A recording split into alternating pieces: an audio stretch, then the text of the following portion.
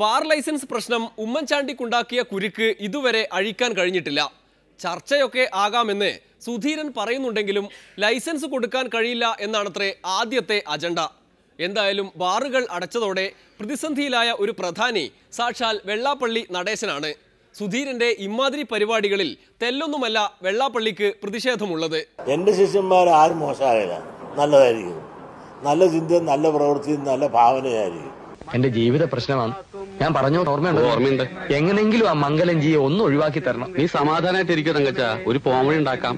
എനിക്ക് ഈ ഷാപ്പ് പണിയല്ലാതെ മറ്റൊരു പണി അറിയില്ലെന്ന് അറിയാമല്ലോ. അതെനിക്കറിയാലോ, അതുകൊണ്ടാണല്ലോ ഇറങ്ങി തിരിച്ചേ. വിദ്വേഷം തീർക്കാനെന്നുള്ള നിലയിലാണ് ഇന്ന് ബാറുകളുടെ നേരെയുള്ള കടന്നാക്രമണം. നിങ്ങളൊരു സത്യം മനസ്സിലാക്കണം, ബാറിന് ലൈസൻസ് കൊടുത്തത് ആരാണ്? സർക്കാരല്ലേ കൊടുത്തത്. അതൊരു നിയമം വെച്ചുകൊണ്ടല്ലേ കൊടുത്തത്.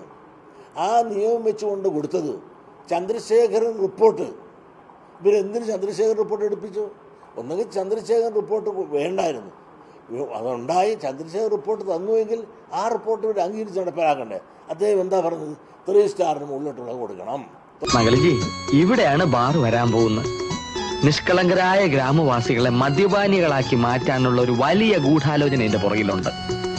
ഈ കൊച്ചു ഗ്രാമത്തിൽ എന്തിനാണ് ഒരു ബാർ? തീരെ മോശമായി 2 സ്റ്റാറിന്റെ ഫെസിലിറ്റീസ് അർത്ഥം വളരെ വിസിറ്റ് പോലും ഇല്ലാത്തത് നിർത്തണം, അല്ലെങ്കിൽ നിർത്തണ്ട. അവർക്ക് ഒരു പരിധി കൊടുത്തിട്ടുണ്ട്, 2 സ്റ്റാർ വരെ ആക്കാനുള്ള സമയപരിധി അനുവദിച്ചു കൊടുക്കണമെന്നാണ്. അതല്ലേ ഒരു ന്യായം. ഏത് കൊലയാളിയും തൂക്കിക്കൊല്ലാൻ നേരത്ത് നിന്റെ അവസാനത്തെ ആഗ്രഹം എന്തെന്ന് ചോദിക്കല്ലേ, അത് സാധിച്ചു കൊടുക്കല്ലേ. ഈ മോശം പരിതസ്ഥിതിയുള്ള ബാറുണ്ടെങ്കിൽ നടത്തണ്ട, അതിനെ അവർ പരിഷ്കരിച്ച് വൃത്തിയാക്കാൻ ഒരു സമയപരിധി കൊടുക്കണ്ടേ. ഇത് സർക്കാർ തന്നെ കൊടുത്ത ലൈസൻസിന്റെ പുറത്തല്ലേ എല്ലാം നടന്നത്.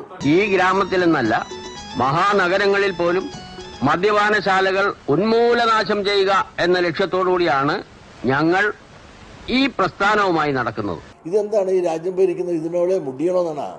ഈ രാജ്യത്ത് നിന്ന് ഒറ്റപ്പെട്ട് ഈ ആർക്കും അപ്രായോഗികമായ പരിഷ്കാരങ്ങൾ കൊണ്ടുവന്ന് ജനങ്ങളിൽ നിന്ന് ഒറ്റപ്പെട്ട് ഭരണത്തിൽ നിൽക്കുന്നവർ തന്നെ പല ഗ്രൂപ്പായിട്ടല്ലേ നിൽക്കുന്നത്. ഇവിടെ ആകെ കരിമണലും ഈ കള്ളുഷാപ്പും ബ്രാൻഡിയും ഉള്ള പ്രശ്നം. ഭഗവാനെ, 90% ആളുകൾ കള്ളു കുടിക്കുന്ന ഒരു ഗ്രാമം, അതും മഹാത്മജിക്ക് ജന്മം കൊടുത്ത ഭാരതത്തിൽ.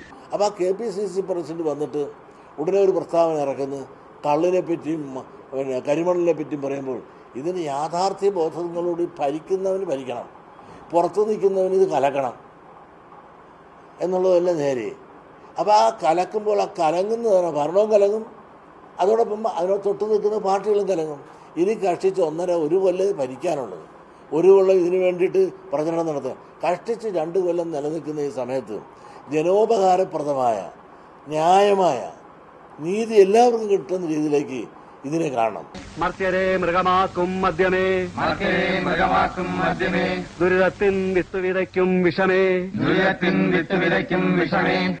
ആദ്യം ചെയ്യേണ്ടതാണ് അദ്ദേഹം ചെയ്യേണ്ടത്, അദ്ദേഹത്തിന് സമുദായത്തെ ബോധവൽക്കരിച്ച് മദ്യവർജനത്തെ പ്രോത്സാഹിപ്പിക്കുക.